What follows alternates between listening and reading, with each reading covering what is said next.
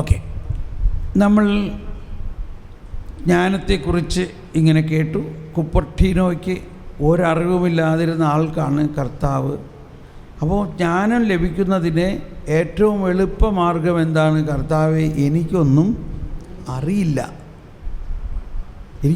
അറിയില്ല എന്നുള്ള ഇത് ക്രിസ്തീയതയുടെ വലിയൊരാശയമാണ്. ആ ആശയത്തിലാണ് എളിമ എല്ലാം വരുന്നത്. ഇവിടെ പല പ്രാവശ്യം പറഞ്ഞു, സങ്കീർത്തനത്തിലും എല്ലാം വിനീതരെ ഉയർത്തുന്നു. മാതാവ് തന്നെ സ്തോത്രഗീതത്തിൽ പാടിയതാണ് ഇല്ലേ? ഈ അർത്ഥത്തിലാണ് നമ്മൾ ചിന്തിക്കേണ്ടത്. പെട്ടെന്ന് പോയല്ലോ ആ ചിന്ത വന്നത്. ഒന്ന് സ്തുതിക്കാം. പരിശുദ്ധാത്മാവേ നയിക്കണേ, പരിശുദ്ധാത്മാവേ നയിക്കണേ, പരിശുദ്ധാത്മാവേ നയിക്കണേ. Hallelujah, hallelujah.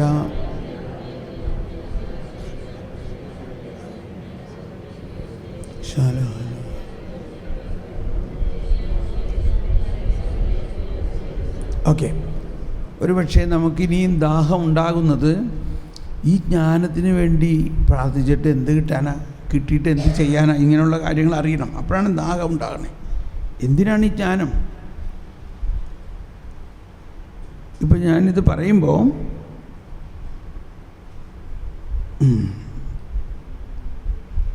ഓക്കെ, നമ്മൾ വീണ്ടും 1 കൊറിന്ത്യസിലേക്ക് പോകാം.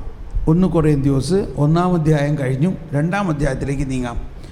1 കൊറിന്ത്യസ് 2-ാം അധ്യായത്തിൽ 5-ാമത്തെ വചനം വായിക്കാം. 1 കൊറിന്ത്യസ്. നിങ്ങളുടെ വിശ്വാസത്തിന്റെ അടിസ്ഥാനം, എല്ലാവരും, നിങ്ങളുടെ വിശ്വാസത്തിന്റെ അടിസ്ഥാനം മാനുഷിക വിജ്ഞാനമാകാതെ ദൈവശക്തിയാകാനായിരുന്നു അത്. കണ്ടോ, ഒരു ക്ലിയർ ഡയറക്ഷനാണ്. എന്ന് പറഞ്ഞ എല്ലാവരും, നിങ്ങളുടെ വിശ്വാസത്തിന്റെ അടിസ്ഥാനം മാനുഷിക വിജ്ഞാനമാകാതെ ദൈവശക്തിയാകാനായിരുന്നു അത്. അപ്പം നമ്മളിൽ ഈ മാനുഷിക വിജ്ഞാനം എന്ന് പറഞ്ഞാൽ ദൈവം തന്നെ നമുക്ക് തന്നിട്ടുള്ളതാണ്.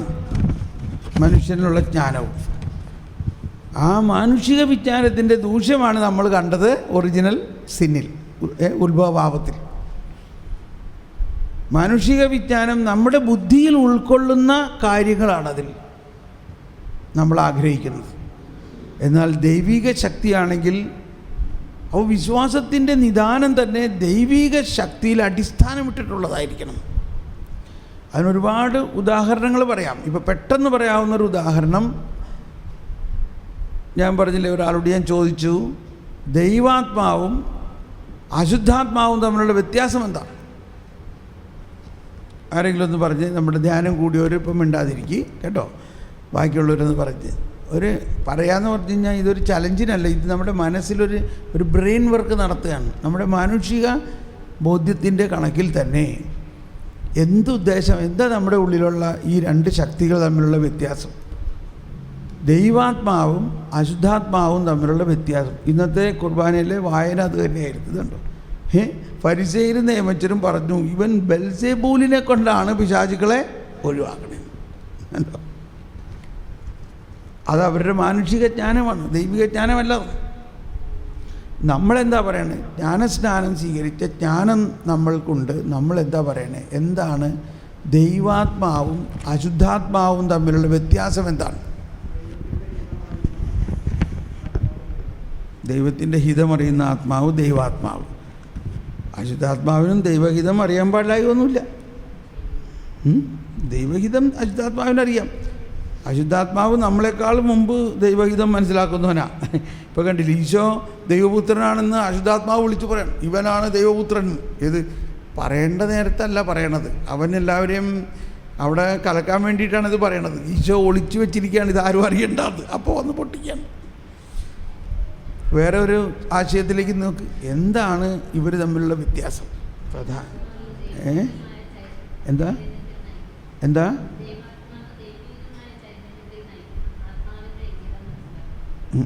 ദൈവാത്മാവ് ദൈവികമായ ചൈതന്യത്തിലേക്ക് നയിക്കുന്നു.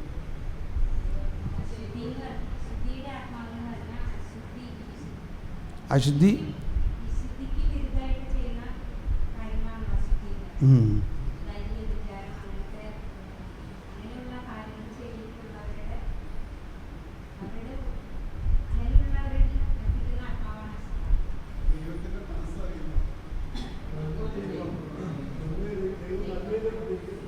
ദൈവം നന്മയിലേക്ക് തിരിക്കും, അശുദ്ധാത്മാവ് തിന്മയിലേക്ക്.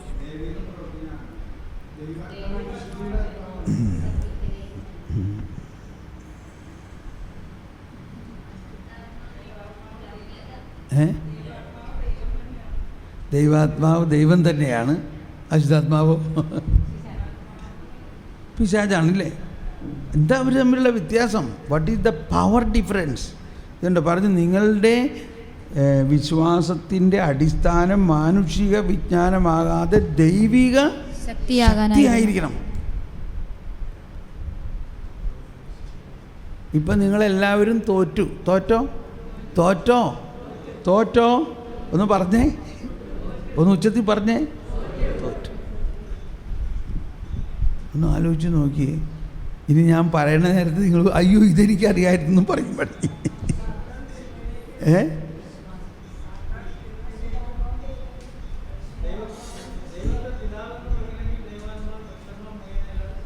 ഇത്രയും കോംപ്ലിക്കേറ്റഡ് ഒന്നുമല്ല, സിമ്പിളാണ്. ദൈവം സൃഷ്ടാവാണ്. പിശാചാര സൃഷ്ടിയാണ്. ഇപ്പം അറിയായിരുന്നോ ഇല്ലയോ? ഇതാണ് ഉത്തരം. ദൈവാത്മാവും അശുദ്ധാത്മാവും തമ്മിലുള്ള പ്രധാന വ്യത്യാസം, ദൈവം സൃഷ്ടാവാണ്, അശുദ്ധാത്മാവ് സൃഷ്ടിയാണ്. എങ്ങനെയാണ് അശുദ്ധാത്മാവിനെ ദൈവം സൃഷ്ടിച്ചോ? ദൈവം സൃഷ്ടിച്ചില്ല. അശുദ്ധാത്മാവ് എങ്ങനെ ഉണ്ടായി? ആരിൽ നിന്നുണ്ടായി? എങ്ങനെ ഉണ്ടായി? മാലാഖമാരുടെ പതനത്തിൽ നിന്നുണ്ടായി. മാലാഖമാരാരായിരുന്നു? സൃഷ്ടിയായിരുന്നു അല്ലേ? മാലാഖമാരെ ദൈവം സൃഷ്ടിച്ച. എനിക്കിത് മനസ്സിലായ ദിവസം എനിക്ക് രാത്രി ഉറക്കം കിട്ടിയില്ലെന്ന് മാത്രമല്ല, ചമ്മിപ്പോയി. ദൈവം ഇത്രയും നാളും ഈ പിശാചിൻ്റെ പുറകെ ഇത്രയും വലിയ ആളാണ് ഉദ്ദേശിച്ച് നടത്തുന്നത്. അത് വെറും ഒരു സൃഷ്ടി മാത്രമാണ്.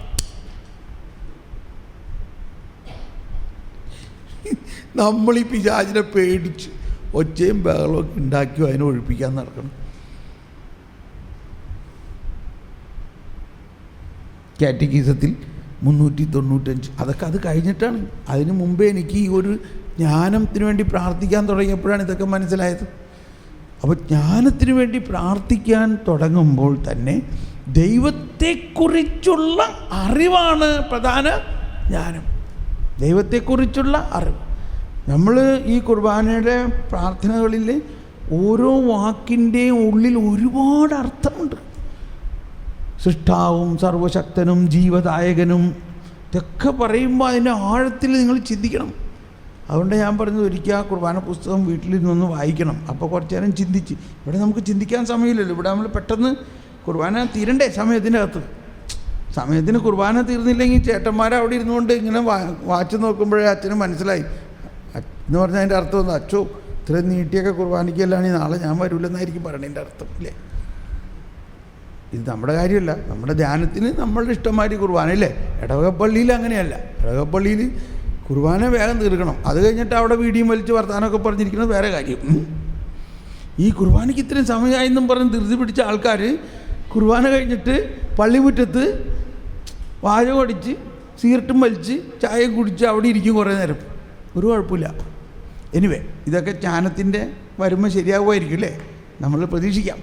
അപ്പോൾ ഇപ്പോൾ ഈ വിശ്വാസത്തിൻ്റെ അടിസ്ഥാനം, നിങ്ങളുടെ വിശ്വാസത്തിൻ്റെ അടിസ്ഥാനം മാനുഷിക ബോധ്യമാകരുത്.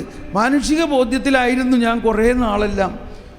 ഏതാണ്ട് 25 വർഷമായി ഞാൻ സുവിശേഷ വേല ചെയ്യുന്നതിൽ ഒരു 20ഓളം വർഷത്തിൽ ഈ പിശാച് ഏതാണ്ട് വലിയ ആളാണെന്ന് ഉദ്ദേശിച്ച് നടന്നിരുന്നത്.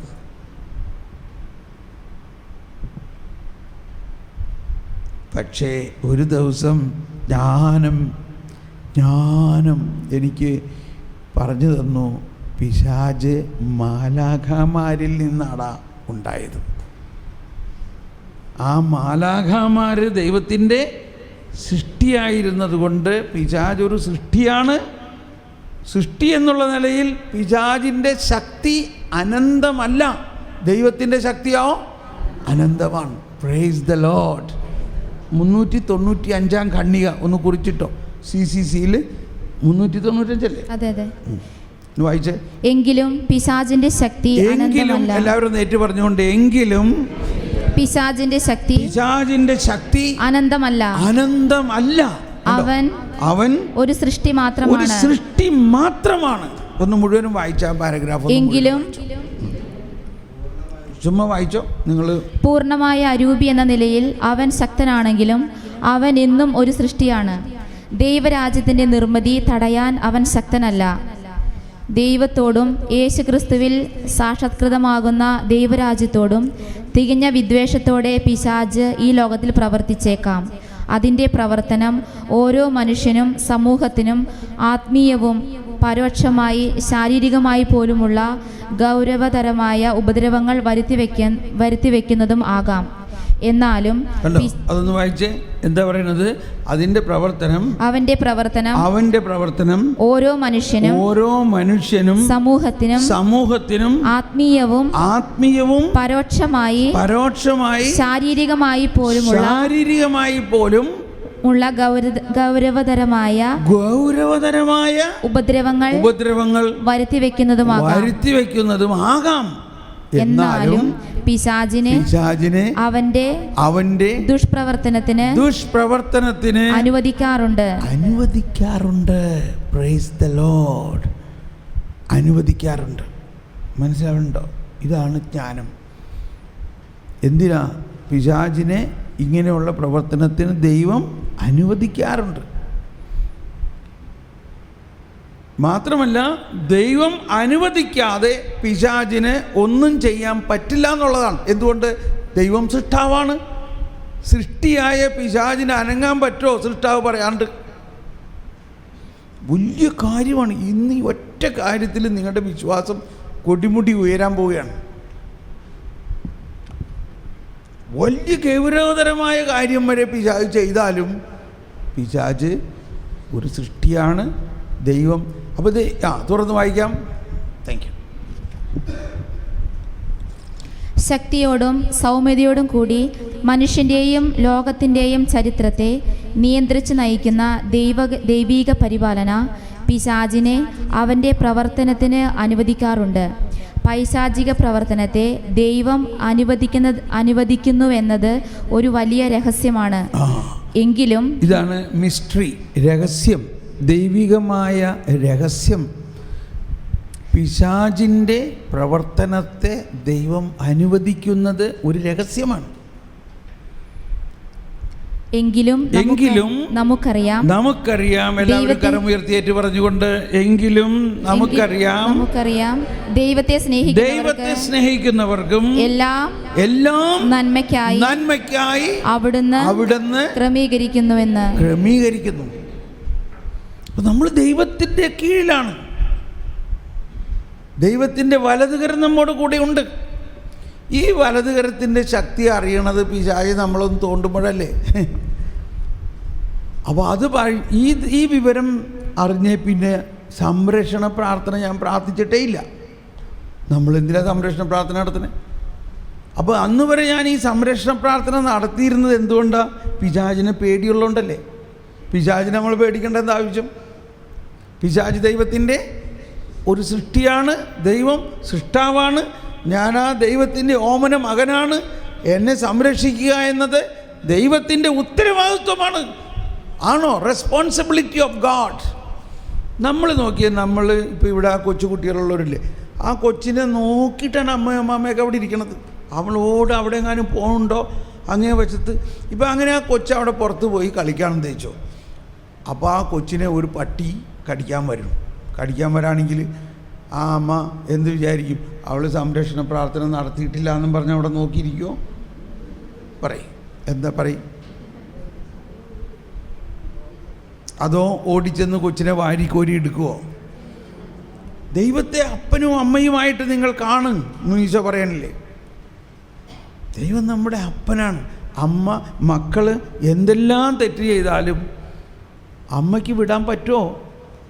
അമ്മ തന്നെയല്ലേ? അല്ലയോ?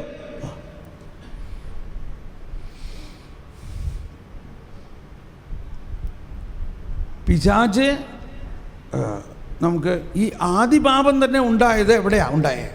ഉത്ഭവപാപം ഉണ്ടായത് എവിടെയാണ് ഉണ്ടായത്? നരകത്തിലാണോ പർദീസയിലാണോ? നരകത്തിലാണെങ്കിൽ പിശാചിൻ്റെ കോമ്പൗണ്ടിലാണെന്ന് വിചാരിക്കാം. ഇത് ആരുടെ കോമ്പൗണ്ടിലാണ് ഉണ്ടായത്?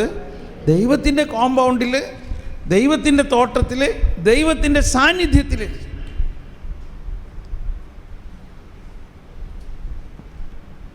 ദൈവം എന്തുകൊണ്ട് അനുവദിച്ചു? അവൻ്റെ കോളറിന് പിടിച്ച് വലിച്ചു മാറ്റായിരുന്നില്ലേ? നിന്നോട് പറഞ്ഞതല്ലേ അത് തിന്നരുന്ന്, പിന്നെ നീ എന്തിനാ തിന്നാൻ പോയെ? നിന്റെ വാടം മാറ എന്ന് പറഞ്ഞോ? ഒന്നും വേണ്ടിയില്ല. അങ്ങേര് അത് കണ്ടുകൊണ്ട് നിന്നു.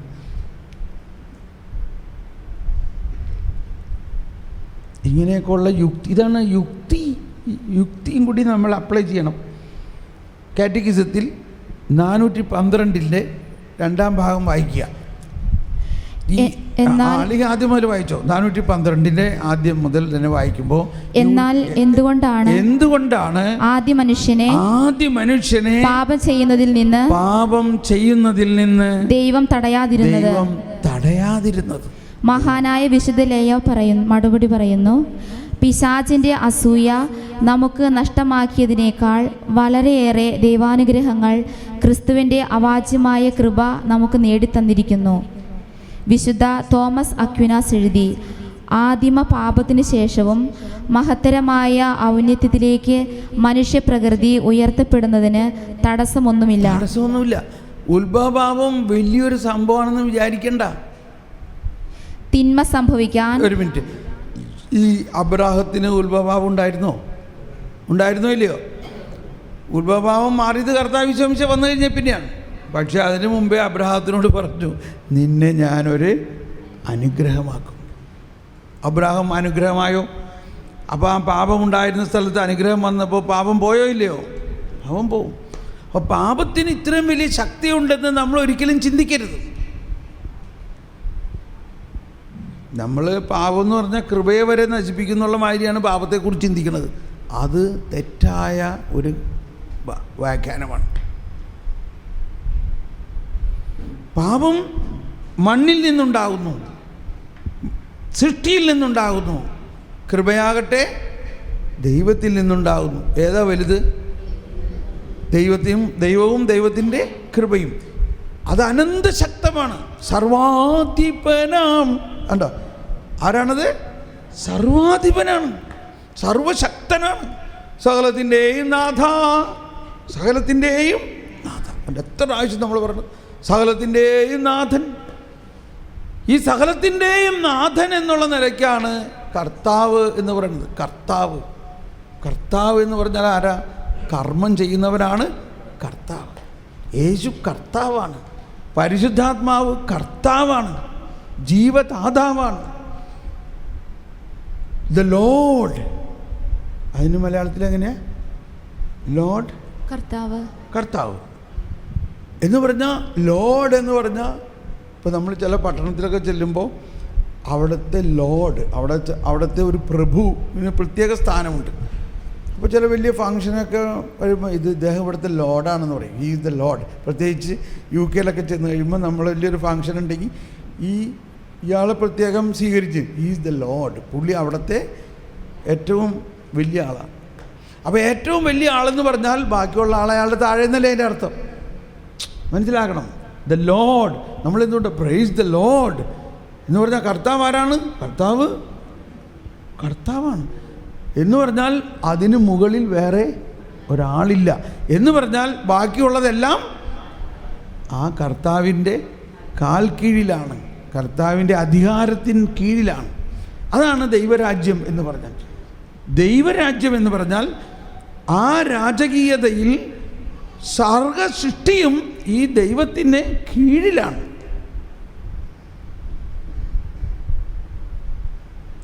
അപ്പോൾ പിശാച് എത്ര ഭയാനകമായിട്ടുള്ളത് എന്ന് നമ്മൾ കണ്ടാലും ദൈവത്തെ സംബന്ധിച്ച് അതൊന്നുമല്ല, ദൈവത്തിൻ്റെ കീഴിലാണ്.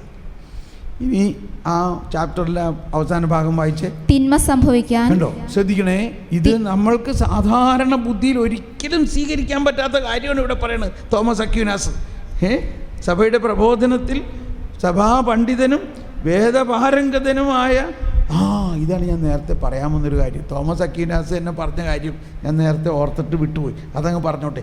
ഈ തോമസ് അക്വീനാസിൻ്റെ ദൈവശാസ്ത്രമാണ് സഭയുടെ വലിയ ദൈവശാസ്ത്രം. കുറേ പുസ്തകങ്ങളുണ്ട്. ഇദ്ദേഹം ഇത് മുഴുവനും എഴുതി കഴിഞ്ഞിട്ട് അതിനെ നോക്കിയിരുന്നിട്ട് പറയാണ്, ഇത് വെറും വൈക്കോലാണ്, ഇത് വെറും വൈക്കോലാണ് എന്ന് പറഞ്ഞ അർത്ഥം എന്താ എന്ന് പറഞ്ഞാൽ, അദ്ദേഹം അങ്ങ് ചിന്തിച്ച് തലയിൽ കാണുന്നത് മുഴുവനും ദൈവത്തിൻ്റെ അനന്തമായ ആ ജ്ഞാനത്തെ നോക്കുമ്പോൾ ഇന്നേ വരെ ഞാൻ എഴുതിയ ഇത് മുഴുവനും എന്തിനു തുല്യമാണ്? വെറും വൈക്കോലാണ്. അവരാണ് ജ്ഞാനികൾ, വേദപാരംഗതന്മാർ.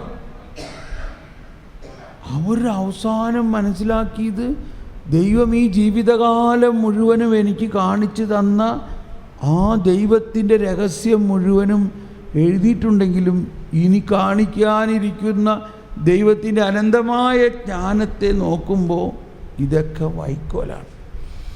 അപ്പം ഞാൻ എൻ്റെ എളിയ ബോധ്യത്തിൽ ഇത്രയും 25 വർഷം ഞാൻ ദിനരാത്രം ദൈവത്തെ ശുശ്രൂഷിക്കുകയും ദൈവവചനം പഠിക്കുകയും പ്രഘോഷിക്കുകയും ചെയ്ത് ഇപ്പോൾ ഞാൻ അതിൻ്റെ കുറേ വലിയ അവസ്ഥയിലേക്ക് വരുമ്പോൾ എനിക്ക് മനസ്സിലാവുന്നത്, ദൈവമേ, ഇനി എന്തോരം കാര്യങ്ങളാണ് ദൈവം എന്നെ പഠിപ്പിക്കാനുള്ളത്, എനിക്ക് പഠിക്കാനുള്ളതെന്നാണ്. ഞാനിത് പറയണത് ഒരു സഹോദര സ്നേഹത്തോടെയാണ് പറയണതെന്ന് നിങ്ങൾക്ക് തോന്നുന്നുണ്ടല്ലോ, ഇല്ലേ? ഞാൻ ആരെയും വിമർശിക്കല്ല. നമ്മൾക്ക് ഇതൊരുപാട് കാര്യങ്ങൾ കർത്താവ് വെളിപ്പെടുത്തി തന്നുകൊണ്ടിരിക്കുന്നുണ്ട്.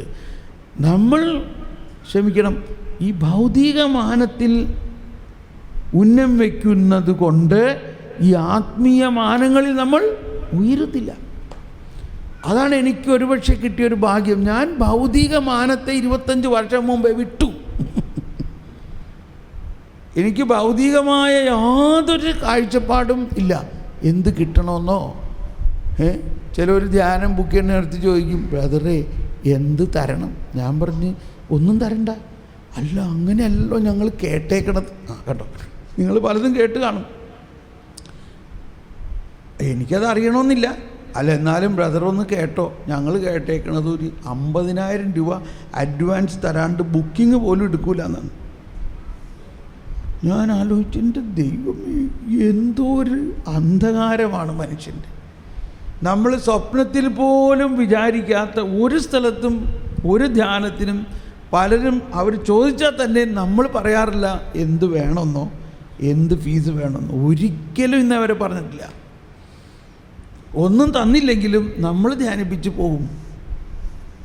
കർത്താവ് അതെല്ലാം ക്രമീകരിക്കും. ഇതിപ്പോൾ ആർക്കെങ്കിലും ഒരു മിസ്അണ്ടർസ്റ്റാൻഡിങ് ഉണ്ടെങ്കിൽ മാറിക്കോളാൻ വേണ്ടിയായിരിക്കാം. യൂറോപ്പിൽ നിന്ന് വന്നാലും തമ്പുരാൻ അതെല്ലാം നടത്തിക്കോളും. ഒരാളും എന്ത് തരണമെന്നുള്ള ഭാരത്തിൽ ധ്യാനത്തിന് എന്നെ വിളിക്കാതിരിക്കണ്ട. മനസ്സിലാവുന്നുണ്ടോ? ഇതാണ് 25 വർഷമായിട്ട് ഞാൻ ചെയ്തേക്കുന്നത്. ഈ ഭൗതികമായ മാനം നോക്കുന്നില്ല. ഇപ്പോഴത്തെ ഈ പുസ്തകം എല്ലാവർക്കും ഫ്രീ ആയിട്ട് കൊടുക്കാൻ എന്നോട് പറഞ്ഞു. ഫ്രീ ആയിട്ട് കൊടുക്കണം.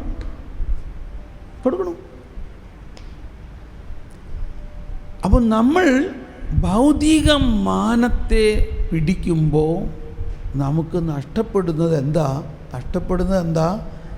ആത്മീയമായ മാനത്തിൽ നമ്മൾ ഉയരണില്ല. സ്നേഹമുള്ളവർ, എനിക്ക് തോന്നുന്നത് ഇപ്പോൾ നമ്മുടെ ധ്യാന കേന്ദ്രങ്ങളെല്ലാം ഒരുവിധം സെറ്റിലായി, ബിൽഡിങ്ങുകളെല്ലാമായി. ഇനി നമ്മൾ എന്ത് നിലയിൽ ഉയരണം? ആത്മീയമായ മാനത്തിൽ ഉയരണം. ആത്മീയമായ അറിവിൽ ഉയരണം. ആത്മീയമായ വെളിപാടിൽ ഉയരണം. ആത്മീയമായ വിവരത്തിൽ ഉയരണം. അപ്പോൾ അതാണ് ഇവിടെ പറയുന്ന വലിയൊരു കാര്യം. ആദ്യം തന്നെ ഒന്നും കൂടി പറയാണ്, നിങ്ങളുടെ വിശ്വാസത്തിൻ്റെ അടിസ്ഥാനം, ഫൗണ്ടേഷൻ, അതിൻ്റെ കഴമ്പ് എന്തിലായിരിക്കണം? മാനുഷിക ബോധ്യങ്ങൾ ആകരുത്, മറിച്ച് ദൈവിക. ഇപ്പോൾ ഞാൻ നിങ്ങളെ കുറ്റപ്പെടുത്താൻ പറയല്ല, ഒരു കാര്യം പഠിക്കാൻ വേണ്ടിയാണ്. ദൈവം സൃഷ്ടാവാണെന്നും പിശാച് സൃഷ്ടിയാണെന്നും മനസ്സിലാക്കി കഴിഞ്ഞപ്പോൾ തന്നെ ഒരു ഭയങ്കര ആശ്വാസം തോന്നുന്നുണ്ടോ ഇല്ലയോ? അതാണ് വിശ്വാസം ഉണ്ടെന്ന് പറഞ്ഞാൽ പോരാ, വിശ്വാസത്തിൻ്റെ ഉള്ളടക്കം നമ്മൾ പഠിക്കണം. ഉള്ളടക്കം എന്താണ്? അപ്പോൾ ഈ കാറ്റഗിസം എന്നൊക്കെ പറഞ്ഞാൽ അതിൻ്റെ ആദ്യത്തെ പേജിൽ എഴുതിയിരിക്കണം എന്താ? ഉള്ളടക്കം, കണ്ടൻറ്റ്. അവരങ്ങനെ പറഞ്ഞു, ഇവരിങ്ങനെ പറഞ്ഞു എന്ന് പറഞ്ഞാൽ ശരിയാവില്ല. സഭയുടെ ആധികാരിക പ്രബോധനം നമ്മൾ പഠിക്കണം. എന്തോ ഭാഗ്യത്തിന് തുടക്കം മുതലേ ദൈവം എന്നെ അങ്ങനെ നയിച്ചു എന്നല്ലേ പറയാൻ പറ്റുള്ളൂ. അല്ലേ? പണ്ടേ മുതൽ സഭയുടെ പ്രബോധനം വിട്ടിട്ട് എനിക്കൊന്നും അറിഞ്ഞുകൂടാ. അതുകൊണ്ട് തന്നെ ഒരു പ്രൊട്ടസ്റ്റൻറ്റുകാരുടെ ടോക്കിൽ ഞാൻ പോകാറില്ല. ഞാൻ അവിടെ പോയിട്ട് എന്ത് പറയും? ഞാൻ പറയും പോപ്പ് ഇങ്ങനെ പറയണമെന്ന് പറഞ്ഞാൽ അവർക്ക് ചിലപ്പോൾ നമ്മൾക്ക് അങ്ങനെ പോകാറില്ല. എങ്കിലും പലരും പറഞ്ഞു തോമസ് പോൾ പന്തക്കോസ്തി ആയിപ്പോയി എന്ന് പറഞ്ഞു. ഇല്ലേ? അപ്പോൾ ഇതൊക്കെ നമ്മൾ കേൾക്കുന്നതിന് വേറൊരു വകുപ്പുണ്ട്. അത് നമുക്ക് നാളെ മറ്റന്നാൾ എടുക്കാം. എന്തിനാണ് ഇതൊക്കെ കേൾക്കേണ്ടത്? അപ്പോൾ വായിക്കാം വീണ്ടും തോമസ് അക്വീനാസിലേക്ക് വരിക. അപ്പോൾ തോമസ് അക്വീനാസ് സഭയിലെ വേദപാരംഗതനും ഇത്രയും ദൈവശാസ്ത്രപരമായ ജ്ഞാനം നിറഞ്ഞ ആ പുസ്തകങ്ങൾ എഴുതിയതിന് ശേഷം അദ്ദേഹം പറയാണ്, ദൈവത്തിൻ്റെ അനന്തമായ ജ്ഞാനത്തെ വെച്ച് നോക്കുമ്പോൾ ഇതെല്ലാം വെറും വൈക്കോലാണ്. ആ തോമസ് അക്വീനാസിൻ്റെ സഭാപ്രബോധനം ആണ് ഇവിടെ കാറ്റഗിസത്തിൽ ഇപ്പോൾ കോട്ട് ചെയ്യുന്നത്. വായിച്ചോളൂ. തിന്മ സംഭവിക്കാൻ ദൈവം അനുവദിക്കുന്നത്, എല്ലാവരും ഒന്ന് ഏറ്റു പറഞ്ഞുകൊണ്ട്, തിന്മ സംഭവിക്കാൻ ദൈവം അനുവദിക്കുന്നത് അതിൽ നിന്ന് മഹത്തരമായ നന്മ പുറപ്പെടുത്തുന്നതിന് വേണ്ടിയാണ്. Praise the Lord. ഒന്നും കൂടി എല്ലാവരും പറഞ്ഞേ. തിന്മ സംഭവിക്കാൻ ദൈവം അനുവദിക്കുന്നത് അതിൽ നിന്ന്. സ്റ്റോപ്പ്. ഈ ഒരു പോയിന്റ് നിങ്ങൾക്ക് എഗ്രി ചെയ്യാൻ പറ്റുന്നുണ്ടോ? ഇന്നേ വരെ നമ്മൾ അങ്ങനെ ചിന്തിച്ചിട്ടില്ല, ഇല്ലേ? തിന്മ സംഭവിക്കാൻ ദൈവം അനുവദിക്കുക. നമ്മളങ്ങനെ ചിന്തിച്ചിട്ട് നമ്മളിതേ ഈ തിന്മ ചെയ്യുകയാണെങ്കിൽ നരകത്തിൽ പോകും, ദൈവം അങ്ങനെ അനുവദിക്കില്ല എന്ന് നമ്മൾ വിചാരിച്ചേക്കണത്. ദൈവം അറിയാതെ ഈ പ്രപഞ്ചത്തിൽ എന്തെങ്കിലും നടക്കോ? അപ്പോൾ ആദവും ഹവ്വയും പാപം ചെയ്തത് ദൈവം അറിഞ്ഞുകൊണ്ടാണോ അല്ലയോ? അറിഞ്ഞുകൊണ്ടാണ്. അപ്പോൾ തിന്മ ചെയ്യാൻ ദൈവം അനുവദിച്ചത് കൊണ്ടാണ് അത് അവിടെ നടന്നത്. ആകെ കൺഫ്യൂഷനാകാൻ തുടങ്ങിയിട്ടുണ്ട് ഇപ്പോൾ, ഇല്ലേ? കുറച്ച് കൺഫ്യൂഷനാകാൻ തുടങ്ങും ഇപ്പോൾ കേട്ടോ. എഴുന്നേറ്റ് ഓടാൻ തുടങ്ങും. അയ്യോ, ഈ ധ്യാനത്തിന് ഞാനില്ല, തിന്മ ചെയ്യാൻ ദൈവം അനുവദിക്കുന്നു. അപ്പോൾ പിന്നെ എല്ലാവർക്കും ലൈസൻസ് ആയല്ലോ. ഇങ്ങനെ ഒരാൾ പോയിട്ടുണ്ട് ആൾക്കാർ ധ്യാനത്തിൽ. ഇതിപ്പോൾ ഞാൻ പറയണതാണോ? ഇതാണ് ദൈവിക രഹസ്യം, സഭാപ്രബോധനം. ഇനി ഇതിനെ ഞാൻ വ്യാഖ്യാനിക്കാം. വായിച്ചോളൂ. വിശുദ്ധ പൗലോസ് ഇങ്ങനെ പറയുന്നു. വിശുദ്ധ പൗലോസ് അപ്പോസ്തലൻ പറയുന്നു, പാപം വർദ്ധിച്ചിടത്ത് ദൈവകൃപ അതിലുപരിയായി വർദ്ധിച്ചു. എന്തിനാണ്? അപ്പോൾ കൃപ വന്നു കഴിയുമ്പോൾ പാപത്തെ പൂർണ്ണമായിട്ട് അകറ്റുന്നു. ഇനി അടുത്ത് വീണ്ടും പറയാണ്, റോമൻ ആരാധനാക്രമത്തിലെ ആഹ്ലാദ ഗീതത്തിൽ നാം ഇങ്ങനെ ആലപിക്കുന്നു, ഭാഗ്യകാരണമായ അപരാധമേ, ഇത്ര മഹാനായ ഒരു രക്ഷകനെ നീ ഞങ്ങൾക്ക് നേടിത്തന്നല്ലോ. റോമൻ ആരാധനാക്രമത്തിൽ എന്ന് പറഞ്ഞാൽ ലത്തീൻ ആരാധനാക്രമത്തിൽ നിന്നാണ്.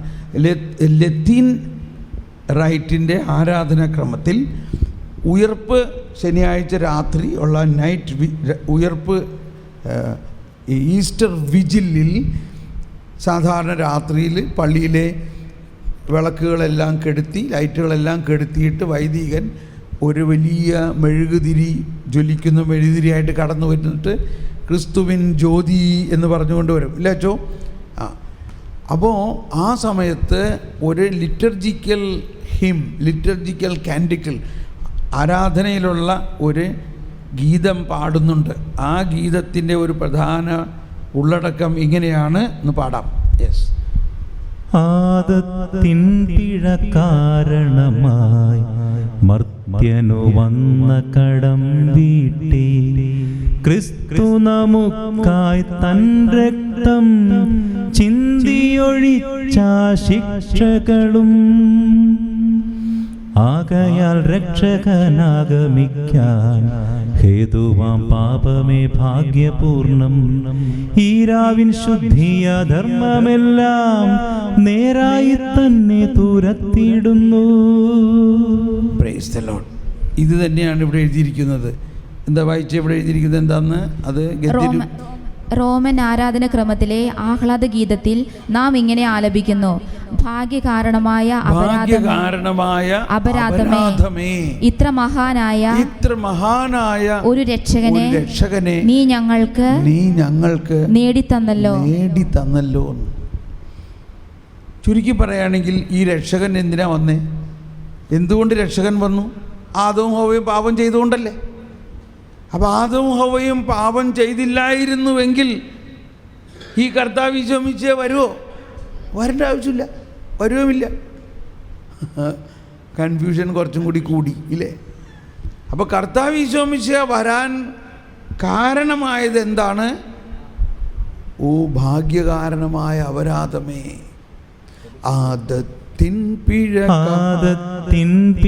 കാരണമായി മർത്യനു വന്ന കടം വീട്ടി ക്രിസ്തു നമുക്കായി തൻ രക്തം ചിന്തിയൊഴിച്ച ശിക്ഷകളും. ആദത്തിന് പാപം കാരണമായതെല്ലാം ക്രിസ്തു വന്ന് മാറ്റിയിരിക്കണം. ഇത് സംഭവിച്ചു കഴിഞ്ഞോ? ഞാൻ ഇടയ്ക്കിടയ്ക്ക് ഇത് ചോദിക്കുകയാണ്. സംഭവിച്ചു കഴിഞ്ഞോ? കഴിച്ചു. നമ്മുടെ പാപങ്ങളെല്ലാം 2000 വർഷങ്ങൾക്ക് മുമ്പ് ക്രിസ്തു ഏറ്റെടുത്തുവോ? വരാനിരിക്കുന്ന പാപങ്ങൾ ഏറ്റെടുത്തുവോ? വരാനിരിക്കുന്നവരുടെ പാപങ്ങൾ ഏറ്റെടുത്തുവോ? ഏറ്റെടുത്തു. ആകയാൽ രക്ഷകനാഗമിക്കാൻ ഹേതുവാം പാപമേ ഭാഗ്യപൂർണം. എന്താ പറഞ്ഞ ഇവിടെ? ആകയാൽ രക്ഷകനാഗമിക്കാൻ ഹേതുവാം പാപമേ ഭാഗ്യപൂർണം. ആര്? പാപം ഭാഗ്യപൂർണമാണെന്ന്. അപ്പോൾ ഇംഗ്ലീഷിലേക്ക് ഇങ്ങനെയാ: oh happy fault, oh happy fault, you have given us such a great Savior.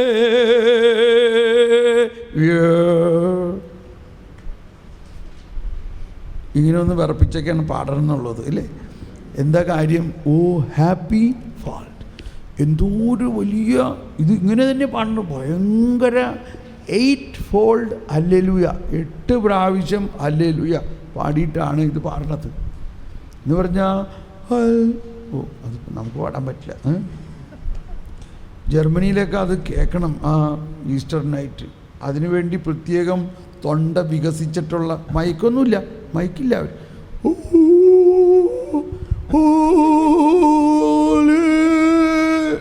അത് കുറേ കഴിയുമ്പോൾ നമുക്ക് മനസ്സിലാവണത് ഹല്ലേലൂയാണ് പാടിയാണ്. കുറേ കഴിയുമ്പോഴേ നമുക്ക് മനസ്സിലാവണത് ഹല്ലേലൂയാണല്ലേ പാടിയത്. ക്ഷമിക്കണേ കർത്താവേ. പക്ഷേ എന്നിട്ട് അവസാനം പാടണെന്താ?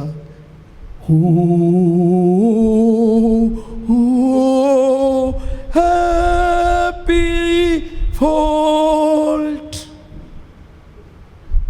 ഹാപ്പി ഫോൾട്ട്, ഭാഗ്യകാരണമായ അപരാധമേ, ഇത്ര വലിയ രക്ഷകനെ നീ ഞങ്ങൾക്ക് തന്നല്ലോ. വിശ്വസിക്കാൻ പറ്റണില്ല അല്ലേ? നമുക്കിത് വിശ്വസിക്കാൻ പറ്റില്ല. നമ്മൾ ഈ പാപത്തെ ഇത്രയും വലിയ ആളാണെന്ന് പറഞ്ഞുകൊണ്ടിരിക്കുകയാണ്, പിശാചിനെ ഇത്രയും വലിയ ആളാണെന്ന് പറഞ്ഞുകൊണ്ടിരിക്കുകയാണ്. അപ്പോൾ പിശാചിൻ്റെ പ്രവർത്തനത്തെ ദൈവം അനുവദിക്കുന്നത് അതിൽ നിന്ന് തന്നെ വലിയ നന്മയുണ്ടാക്കാൻ എന്നുള്ളതിന് വേറെ ഒരു ഭാഗമാണ് കാറ്റഗിസിൽ തന്നെ പറഞ്ഞിട്ടുള്ളതാണ്. ഇപ്പോൾ വായിക്കണമെന്നില്ല. പൂർവ്വ ഔസേപ്പിനെ, പഴയ നിയമത്തിൽ ജോസഫിനെ സഹോദരന്മാർ എന്തോരം പീഡിപ്പിച്ചു ഇല്ലേ? നമുക്ക് ചിന്തിക്കാൻ പറ്റുമോ? അവരുടെ ഇത്രയും ഇളയ സഹോദരനെ അവരെന്ത് ചെയ്തു? അവർ കൊല്ലാൻ ശ്രമിച്ചു, അവർ കിണറ്റിലെറിഞ്ഞു, അവസാനം അവനെ വെള്ളിക്കാശിന് വിറ്റു. ഈജിപ്തുകാർക്ക് അടിമയായിട്ട് സ്വന്തം സഹോദരനെ വിറ്റു. അങ്ങനെ ജോസഫ് ഈജിപ്തിൽ വന്നു. ഈജിപ്തിൽ വന്ന ജോസഫിനെ വീണ്ടും അവിടെ തെറ്റിദ്ധാരണയിൽ കുടുക്കി ഈജിപ്തിൽ ജോസഫിനെ അവർ ജയിലിലാക്കി. ജയിലിലാക്കി എന്ന് പറഞ്ഞാൽ എൻ്റെ ഒരു അനുമാനത്തിൽ കോവേന്തയിലെ അയാൾ ഇല്ലേ ഇല്ലേ ഇല്ലേ അച്ചോ ഇല്ലേ അമ്മമാരില്ലേ, ഇനി അവനൊന്നും ചെയ്യേണ്ടിരുന്നു പ്രാർത്ഥിച്ചാൽ മതി. മിണ്ടാമടം പോലെ ഒരവസ്ഥയായി. ആരോടും മിണ്ടാനുമില്ല, ഒന്നും പറയാനുമില്ല, ഒന്നും ചെയ്യാനുമില്ല. അപ്പോൾ എന്തായി? നമ്മുടെ കോവേന്തയിലെ മാതിരി പ്രാർത്ഥന തന്നെയായി. കണ്ടോ? മറ്റുള്ളവർ നോക്കുമ്പോൾ അവനിങ്ങനെയൊക്കെ ചെയ്യുക. പക്ഷെ കർത്താവും അവനുമായിട്ട്, എടാ ജോസഫേ, ഇതൊക്കെ ഞാൻ ചെയ്തത് എനിക്ക് നിന്നെ പൂർണ്ണമായിട്ട് വേണം. Praise the Lord. നമ്മുടെയൊക്കെ അവസ്ഥ ഇങ്ങനെ തന്നെയാണ്. ചിലപ്പോൾ നമ്മൾ വിചാരിക്കുന്നത് എന്തിനാണ് എന്നെ ഇതേമാതിരി കഷ്ടപ്പെടുത്തി, ഇതേമാതിരി ആരുമില്ലാത്ത സ്ഥലത്ത്, ഒരാളോടും സംസാരിക്കാനില്ലാത്ത, എൻ്റെ ദുഃഖങ്ങൾ പങ്കുവയ്ക്കാനില്ലാത്ത ഒരിടത്ത് എന്തിനെന്നെ കൊണ്ടുവന്ന് ഇട്ടെന്ന് പറഞ്ഞിട്ട് ബഹളമാണ്.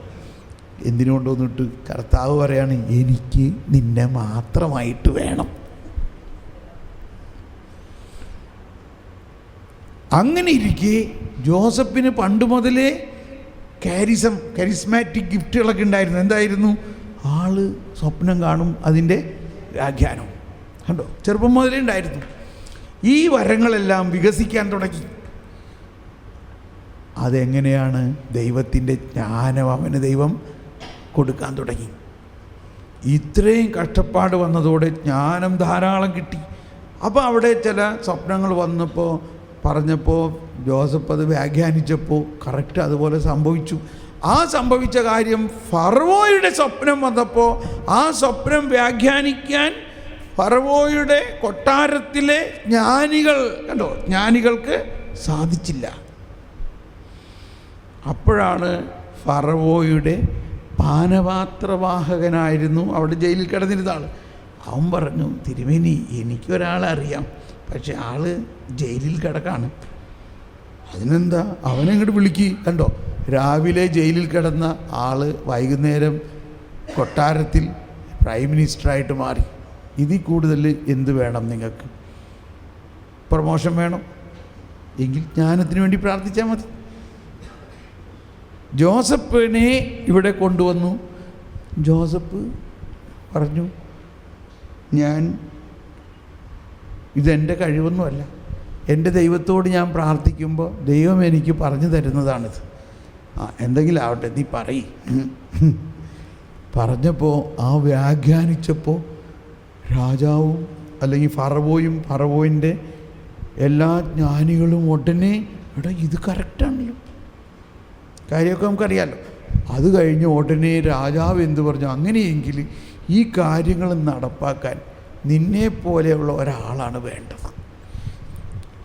എന്നിട്ട് രാജാവ് പറഞ്ഞു, ഈ ജോസഫിനെ പോലെ ജ്ഞാനം നിറഞ്ഞ ഒരു വ്യക്തിയെ ഈ ഈജിപ്തിൽ നമുക്ക് വേറെ കാണുമോ?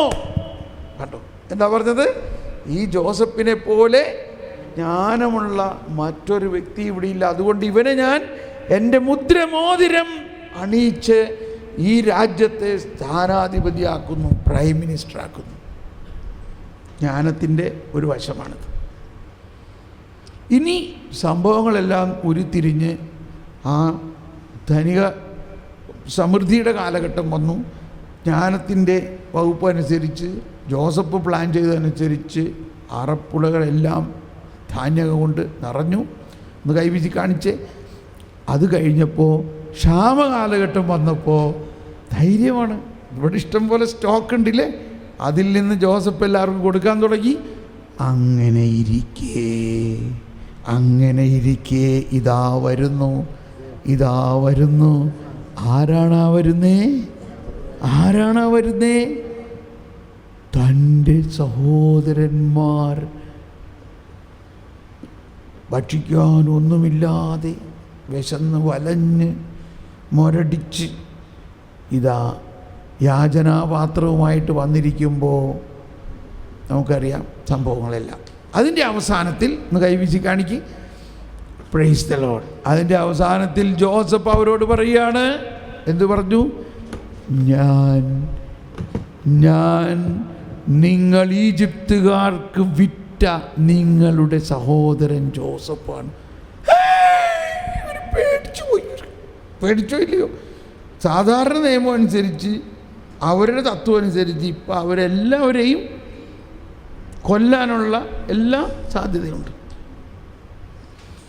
എന്നാൽ ജോസഫ് പറഞ്ഞു, പേടിക്കണ്ട, നിങ്ങൾ ഭയപ്പെടണ്ട. ശ്രദ്ധിക്കണം, എന്താ പറഞ്ഞ്? നിങ്ങൾ എന്നോട് ചെയ്ത തിന്മ ദൈവം നന്മയാക്കിയിരിക്കുന്നു. Praise the lord. ഒന്നെല്ലാവരും പറഞ്ഞ്, നിങ്ങൾ എന്നോട് ചെയ്ത തിന്മ ദൈവം നന്മയാക്കിയിരിക്കുന്നു. നിങ്ങളല്ല എന്നോടത് ചെയ്തത്, ദൈവമാണത് ചെയ്തത്. എന്തിനാ? നിങ്ങൾക്ക് മുൻപേ എന്നെ ഇവിടെ കൊണ്ടുവരാൻ വേണ്ടിയും സകല മനുഷ്യരെയും രക്ഷിക്കുന്നതിന് വേണ്ടി ദൈവം എന്നെ ഇവിടെ കൊണ്ടുവന്നത്. സകല മനുഷ്യരെയും രക്ഷിക്കുന്നതിന് വേണ്ടി. അതുകൊണ്ട് നിങ്ങൾ ഒന്നുകൊണ്ടും ഭയപ്പെടേണ്ട. നിങ്ങളെ എല്ലാം തന്ന് ഞാൻ നിങ്ങളിവിടെ എൻ്റെ കൂടെ നിർത്തിക്കോളാം. നിങ്ങൾ എൻ്റെ കൂടെ നിന്നോളൂ. നിങ്ങൾക്ക് ഞാനെല്ലാം തരും. നിങ്ങൾക്കും നിങ്ങളുടെ ഭാര്യമാർക്കും നിങ്ങളുടെ മക്കൾക്കും നിങ്ങളുടെ കന്നുകാലികൾക്കും എല്ലാം സമൃദ്ധമായി എൻ്റെ കൂടെ താമസിക്കാം. Price the Lord.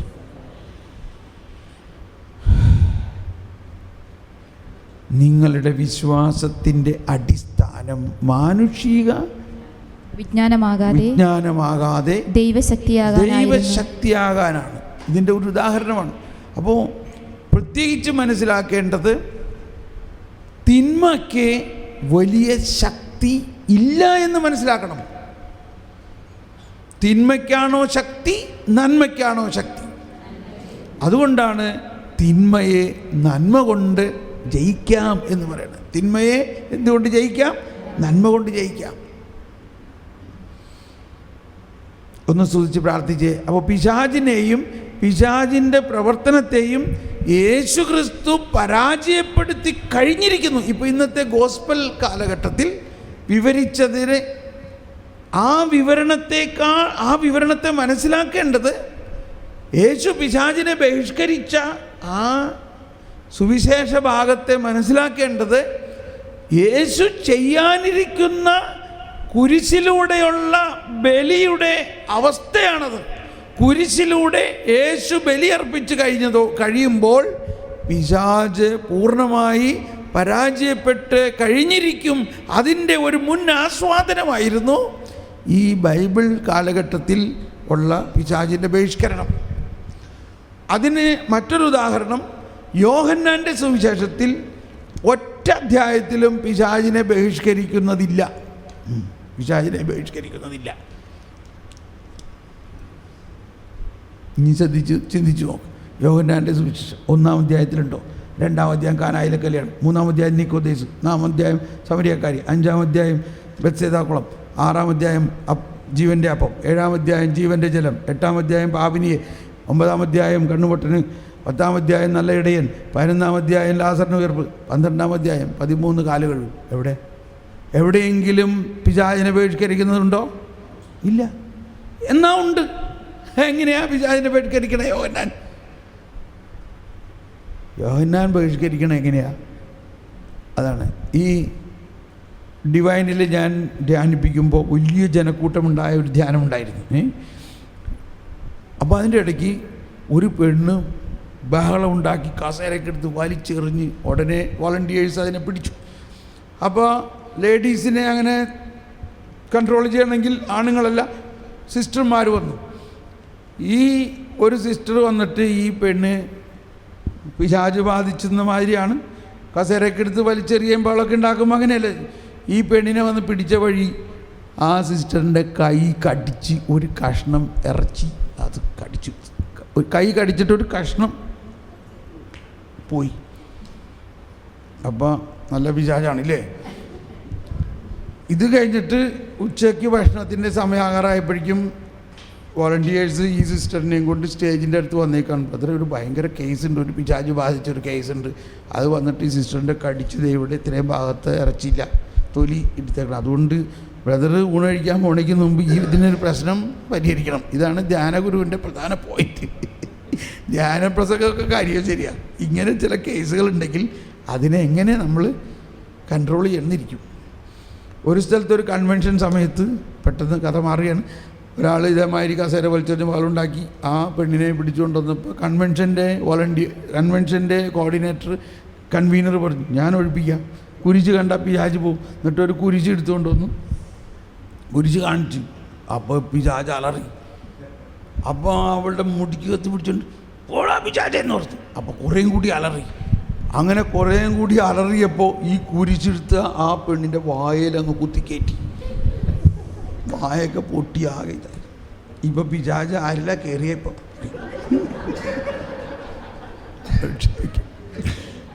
അതുകൊണ്ട് സൂക്ഷിക്കണം. പിശാച് ബാധിച്ച ആരോടും അല്ലെങ്കിൽ പിശാച് ഉണ്ടെന്ന് ആരോടും പറയുകയാണെങ്കിൽ അവരോട് ദേഷ്യപ്പെടരുത്. ദേഷ്യപ്പെട്ടാൽ പിശാച് കൈയടിക്കും. Price the Lord. അല്ല, പിശാച് പ്രൈസ് ദ ലോർഡ് പറയില്ലല്ലോ. പിശാച് കൈയടിക്കും. എന്താ, നമ്മൾ ജയിച്ചു എന്ന് ഇല്ലേ? അവരെ ദൈവം സ്നേഹമാണെങ്കിൽ പിശാച് എന്താ? അതിൻ്റെ ഓപ്പോസിറ്റ് അല്ലേ? Simple logic. ഇത് എന്നോട് അന്ന് പറഞ്ഞത് എന്താണ്? ഇപ്പോൾ ഇത് ഞാൻ നോക്കിയപ്പോൾ ദൈവമേ പിശാച് അല്ലെങ്കിൽ ആ പെണ്ണ് ഈ സിസ്റ്ററിൻ്റെ കൈ കടിച്ച് പറിച്ചേക്കണം. ഇത് എന്തൊരു പിശാചാ? അപ്പോൾ പരിശുദ്ധാത്മാവേ എന്ന് വിളിക്കണം. പരിശുദ്ധാത്മാവിനോട് ചോദിച്ചപ്പോൾ പറയാണ് ദൈവം സ്നേഹമാണ്. അപ്പോൾ പിശാചാര സ്നേഹത്തിന് ഓപ്പോസിറ്റ്. സ്നേഹത്തിൻ്റെ ഓപ്പോസിറ്റ് എന്താ? വിദ്വേഷം, വെറുപ്പ്, ശത്രുത, കോപം, കലഹം. അപ്പം ഞാൻ എന്ത് ചെയ്യണം? ഇതൊക്കെ പരിശുദ്ധാത്മാവ് പറഞ്ഞു. നീ അവളെ അങ്ങ് സ്നേഹിച്ചാൽ മതി. പെണ്ണുങ്ങളാണേ, ഞാൻ എന്ത് സ്നേഹിക്കാനാ? എനിവേ, പരിശുദ്ധാത്മാവ് പറയാണ് നീ അവളെ സ്നേഹിച്ചാൽ അവൾ ശരിയാവും. ഇപ്പം നമ്മൾ വോളണ്ടിയേഴ്സാണെന്ന് പറഞ്ഞാലും നമുക്കറിയാമല്ലോ എന്തോരം സ്നേഹമുണ്ടെന്ന്. ഒരു ധ്യാന കേന്ദ്രത്തിൽ ഞാനിങ്ങനെ ചെല്ലുമ്പോൾ അവിടെ ഒരു ചേട്ടൻ വെള്ളം കുടിക്കാനായിട്ട് ഈ പൈപ്പ് ഇങ്ങനെ തുറന്നിട്ട് വെള്ളം ഇങ്ങനെ പോവുകയാണ്. അപ്പോൾ ഒരു വോളണ്ടിയർ, നിൻ്റെ തന്തയുടെ ഉണ്ടായി വെള്ളം ഇതേമാതിരി കളയാനായിട്ട്, മര്യാദയ്ക്ക് അത്യാവശ്യം ഉപയോഗിക്കാൻ പാടുള്ളൂ, മനസ്സിലായിട്ടുണ്ടോ?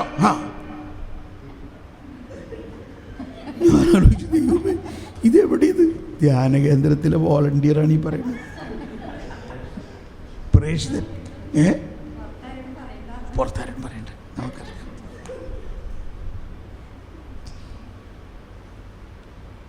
അപ്പം ഞാൻ ആ സഹോദരനെ വിളിച്ചിട്ട് പറഞ്ഞു, എടാ മോനെ, അല്ല ബ്രദറെ എടാ ഇവൻ ധ്യാനിക്കാൻ വന്നേക്കണ ആൾക്കാരാണ്. അവരാരാണ്? ധ്യാനിക്കാൻ വന്നേക്കണ ആൾക്കാരാണ്. അവർക്ക് നവീകരണമോ അല്ലെങ്കിൽ ദൈവാനുഭവമൊന്നും ആയിട്ടില്ല. എങ്ങനെയെങ്കിലും കാരണന്മാരും മറ്റുള്ള വീട്ടുകാരൊക്കെ കൂടി പൈസ പിരിച്ച് എങ്ങനെയെങ്കിലും ഒന്ന് പോയി ധ്യാനിച്ച് തന്നാവട്ടെ എന്ന് ചോദിച്ചാൽ അയച്ചേക്കണതാണ്. ചിലപ്പോൾ ഇങ്ങനെ കുറേ കൂടിയാലേ ഈ നീ ധ്യാന കേന്ദ്രമാണ്. നീ ധ്യാന കേന്ദ്രമാണ്. അതുകൊണ്ട് കുറച്ച് സ്നേഹത്തിലൊക്കെ പറയാൻ നല്ലത്. ഓക്കെ സാറേ, ക്ഷമിക്കണം.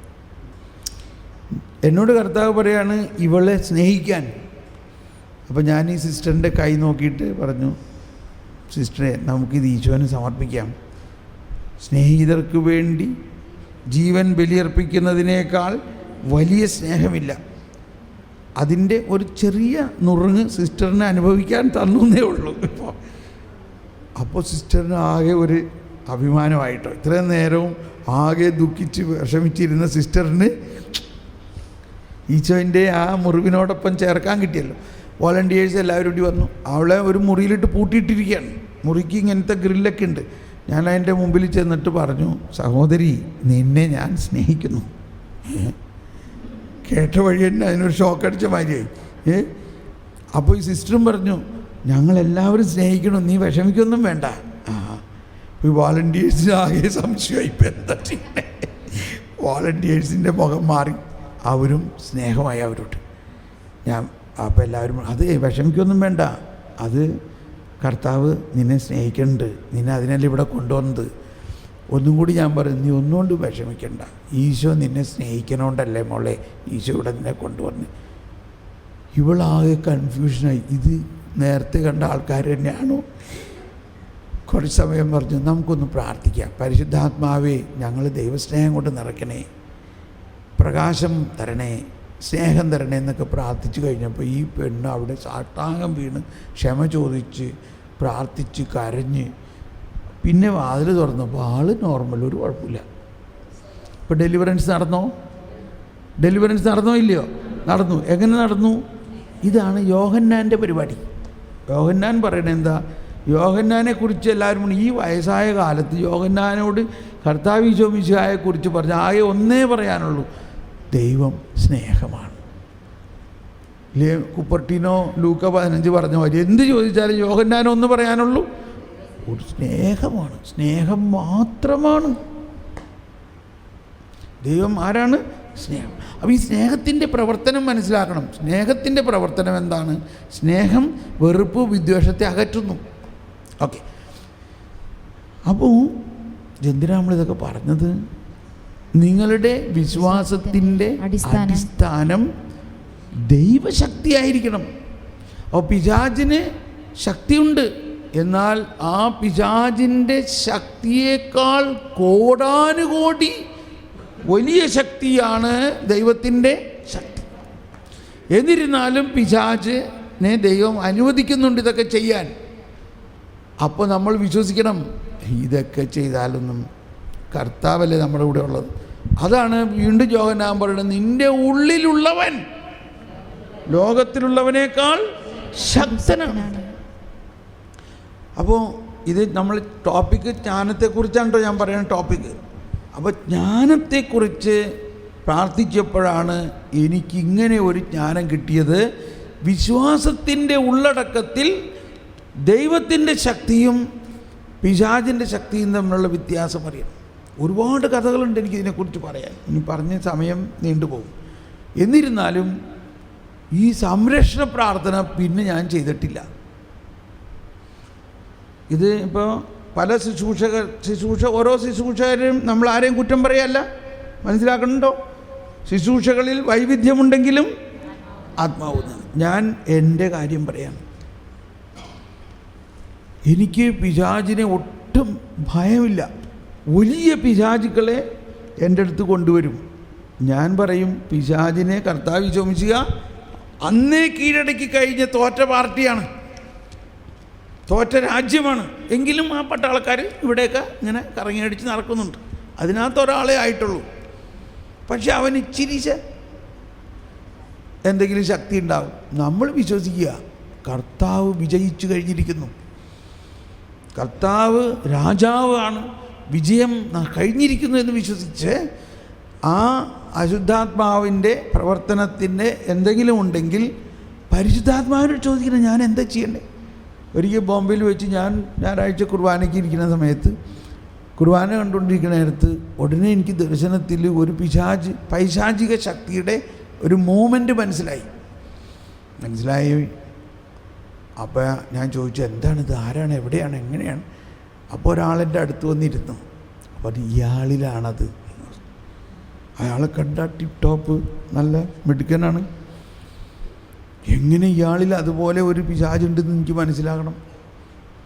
പരിശുദ്ധാത്മാവേ എന്ത് ചെയ്യണം? നീ അതിനെ നിർവീര്യമാക്കുക.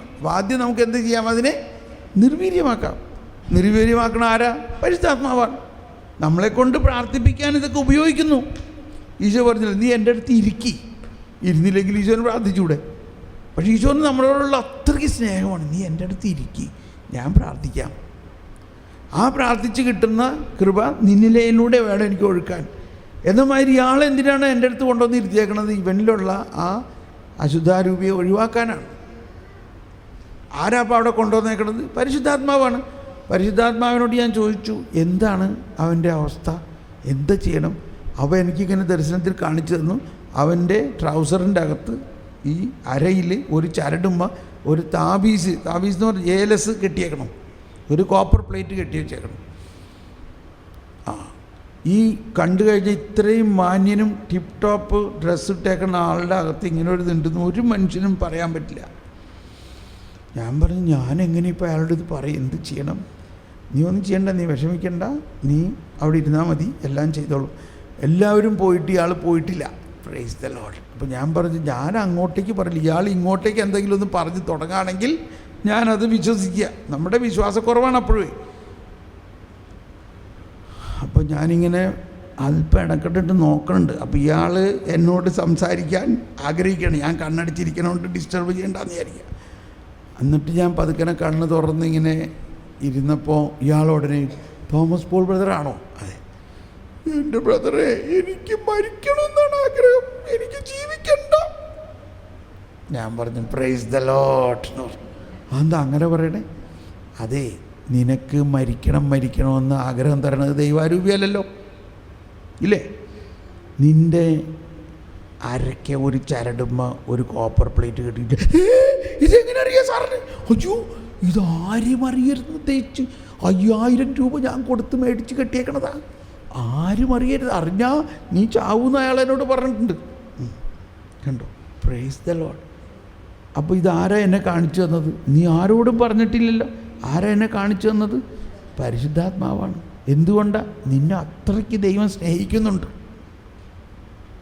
ആ ദൈവം നിന്നെ ഈ പിശാച് പിടിച്ചു കൊണ്ടുപോകാൻ വിടുമോ? ഏത് കുറുക്കൻ കോഴീനെ പിടിച്ചു കൊണ്ടുപോകാൻ നിങ്ങൾ സമ്മതിക്കുമോ? നിങ്ങളുടെ കോഴീനെ കുറുക്കൻ പിടിച്ചു കൊണ്ടുപോകാൻ നിങ്ങൾ സമ്മതിക്കുമോ? സിമ്പിൾ കാര്യമുള്ളൂ. ഇത് തന്നെ കർത്താവ് ചോദിച്ച യോഹന്നാൻ്റെ സുവിശേഷത്തിൽ 10-ാം അധ്യായത്തിൽ, എൻ്റെ ആടുകളിൽ ഒന്നിനെപ്പോലും നഷ്ടപ്പെടാൻ ഞാൻ സമ്മതിക്കയില്ല, ഞാൻ അവയ്ക്ക് ജീവൻ കൊടുത്ത് നിത്യജീവൻ കൊടുക്കുന്നു. എൻ്റെ ആടുകളിൽ ഒന്നുപോലും നഷ്ടപ്പെടാൻ ഞാൻ സമ്മതിക്കില്ല. Price the Lord. ഇതാണ് കർത്താവിന് നമ്മളോടുള്ള ഉത്തരവാദിത്വം, കർത്താവിന് നമ്മളോടുള്ള റെസ്പോൺസിബിലിറ്റി. ഇത് പറഞ്ഞപ്പോഴാണ് അയാൾക്ക് വിശ്വാസമായത്. കർത്താവ് ഈശോ മിശിഹ തന്നെ ഇത്രയും സ്നേഹിക്കുന്നു. എന്നിട്ട് ഞാൻ സാക്രിസ്റ്റിൽ കൊണ്ടുപോയി അവിടെ നിന്ന് ഒരു കത്രിക എടുത്ത് അത് വെട്ടി മാറ്റി, എന്താ ട്രൗസറൊക്കെ ഊരി അതൊക്കെ മാറ്റി അങ്ങനെ അയാളെ ശരിയാക്കി പ്രാർത്ഥിപ്പിച്ച് കുമ്പസാരിപ്പിച്ച് പിറ്റേ ദിവസം. അപ്പോൾ ഇതെല്ലാം നമ്മൾക്ക് തന്നിരിക്കുന്നത് വിശ്വാസത്തിൻ്റെ അടിസ്ഥാനത്തിലാണ്. എന്തുകൊണ്ട് എൻ്റെ അടുത്തേക്ക് കൊണ്ടുവന്നു? ഒരുപക്ഷെ നമ്മൾക്ക് ആ വിശ്വാസമുള്ളത് കൊണ്ടായിരിക്കാം. മറിച്ച് പിശാച് വലിയ ആളാണെന്ന് പറഞ്ഞ് നടക്കണ ആളുടെ അടുത്ത് കൊണ്ടുവരും.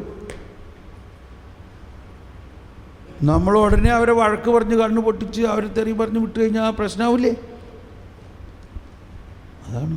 അവരോട് കരുണ കാണിക്കണം, അവരെ സ്നേഹിക്കണം, അവരെ രക്ഷിക്കണം. നമ്മൾ വലിയ സംരക്ഷണ പ്രാർത്ഥന എടുക്കണ്ടെങ്കിൽ അതിൻ്റെ അർത്ഥം നമ്മൾ കർത്താവ് ഈശോമിശിഹായിൽ പൂർണ്ണമായി വിശ്വസിക്കുന്നില്ല എന്നർത്ഥം. ക്ഷമിക്കണേ, ഞാൻ ആരെയും വിമർശിക്കുകയല്ല കേട്ടോ. പക്ഷെ നമ്മുടെ വിശ്വാസം വളരണമെങ്കിൽ കർത്താവാണ് എൻ്റെ ആത്മാവങ്ങയോടൊട്ടി ചേർന്നിരിക്കുന്നു, അങ്ങയുടെ വലത്തു കൈ എന്നെ താങ്ങി നിർത്തുന്നു. ആരെന്നെ തൊടും? ഞാൻ എവിടെയാ? ഞാൻ കർത്താവിൻ്റെ ഹൃദയത്തിലാണ്, ഞാൻ കർത്താവിൻ്റെ വലത് കൈയിലാണ്. അപ്പോൾ പണ്ടൊക്കെ ഞാനിങ്ങനെ തിരുരക്തം തെളിക്കണേ എന്നൊക്കെ പ്രാർത്ഥിക്കാറുണ്ടായിരുന്നു. അങ്ങനെ ഇരിക്കുമ്പോഴാണ് കർത്താവ് പറയാണ്, നീ ഓരോ ദിവസവും വിശുദ്ധ കുർബാനയിൽ ഭക്ഷിക്കുകയും പാനം ചെയ്യുന്നത് എന്താ? ശരീരവും രക്തവും. അപ്പോൾ എൻ്റെ ശരീരവും രക്തവും എന്ന് പറഞ്ഞാൽ ഞാൻ തന്നെയല്ലേ? അല്ലേ? ആ എന്നെ നിനക്ക് ഭക്ഷണവും പാനീയവുമായിട്ട് തന്ന് നീ ഒരു ക്രിസ്ത്യാനിയാണെങ്കിൽ നീ മറ്റൊരു ക്രിസ്തുവാണ്. നിൻ്റെ ശരീരവും രക്തവും എൻ്റെ ശരീരവും രക്തത്തിൽ ലയിച്ചിരിക്കുന്നു. ഇനി നിൻ്റെ മീതെ തെളിക്കേണ്ട ആവശ്യമുണ്ടോ? പറയും. ഭയങ്കര പ്രസക്തിയാണ്. പ്രസക്തി അതിൽ പറഞ്ഞേക്കണ കാര്യം യേശുക്രിസ്തുവിലൂടെ സംഭവിച്ച് കഴിഞ്ഞിരിക്കുന്നു എന്ന് വിശ്വസിച്ചാൽ മതി. സങ്കീർത്തനം 91 പാടിയത് കൊണ്ടല്ല സംരക്ഷണം, അതിൽ പറഞ്ഞിരിക്കുന്നത് മുഴുവൻ ആരെക്കുറിച്ചാണ്? യേശുക്രിസ്തുവിനെ കുറിച്ചാണ്. ആ യേശുക്രിസ്തു നിങ്ങളെ രക്ഷിച്ച് കഴിഞ്ഞിരിക്കുന്നു. ആ യേശുക്രിസ്തു സങ്കീർത്തനം, യേശുവിന് 1000 വർഷം മുമ്പ് എഴുതിയ സങ്കീർത്തനം യേശുവിലൂടെ പൂർത്തിയായോ? യേശു പിശാചിനെ തല തകർത്ത് രാജ്യം സ്വന്തമാക്കിയോ എന്ന് വിശ്വസിച്ചാൽ മതി. എന്ന് വിശ്വസിച്ചില്ലെങ്കിൽ ഈ സങ്കീർത്തനം പാടിക്കൊണ്ട് പ്രയോജനമില്ല. പേടിച്ചിട്ടാണ് പാട്ട്. സങ്കീർത്തനം പാടിയിട്ട് പോയിക്കോട്ടോ, അല്ലെങ്കിൽ ആകെ അപകടം ഉണ്ടാവും. എന്തുകൊണ്ടാ? പേടിയാണ്. മറിച്ച് കർത്താവ് സങ്കീർത്തനം പാടിക്കോട്ടോ, എന്തർത്ഥത്തിൽ പാടണം? ആ സങ്കീർത്തനത്തിൽ പറഞ്ഞിരിക്കും